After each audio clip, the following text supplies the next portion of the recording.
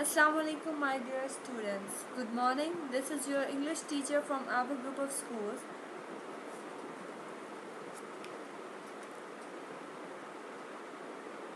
In our previous lectures, we have read about the fiction-based story of chapter number 1, Elephant. That was about the animal elephant Shudok, and she was taking the revenge of her handler's death from the person Make Thakin. Now we have a non-fiction story, the second portion of this lesson, that is non-fiction based story. Let's start our lecture for today with the non-fiction story. Open your page number 9 and put your date on the page number 9.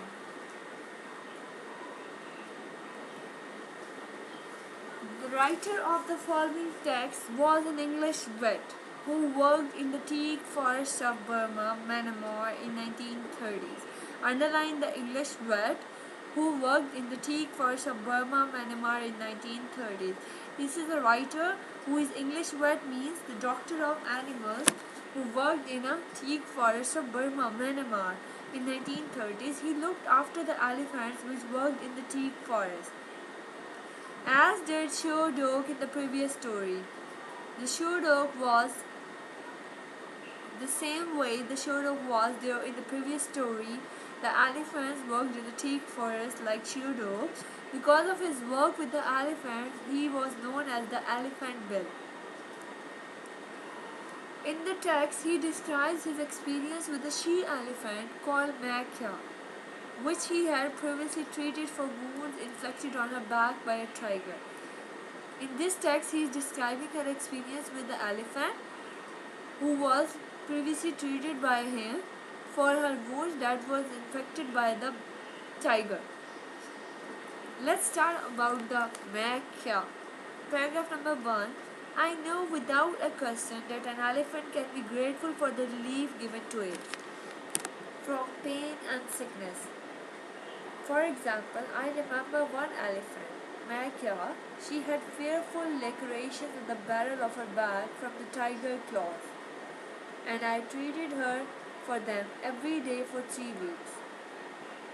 In the early stages, she suffered great pain, but although she made a lot of fuss, rather as an 8-year-old child might have done, I knew that fact that elephant is a kind of creature that can be very grateful if we give them the ease and relaxed environment, or we treat them from any pain or sickness.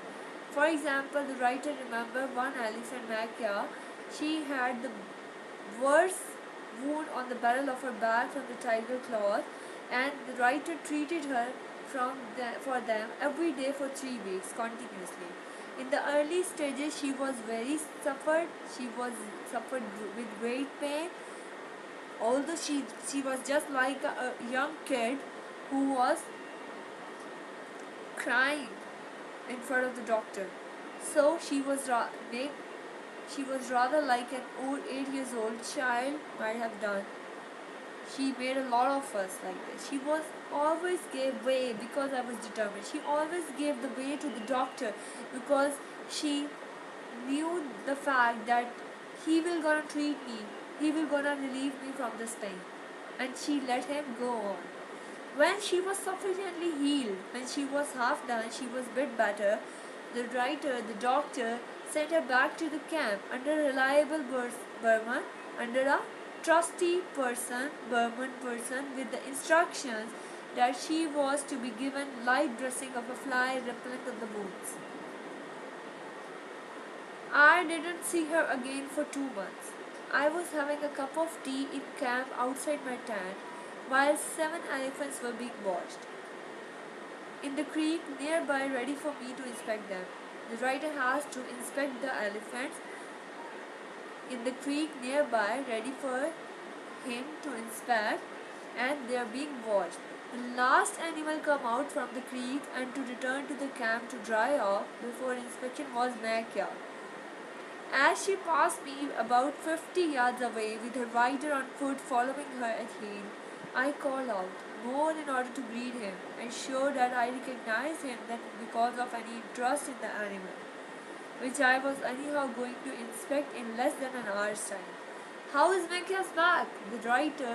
The doctor recognized Machia and he asked from his owner that how's Machia's back now? I recognized her. Then her rider didn't reply as he had not caught what I said.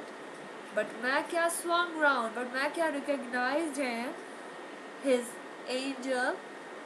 Machia recognized her angel.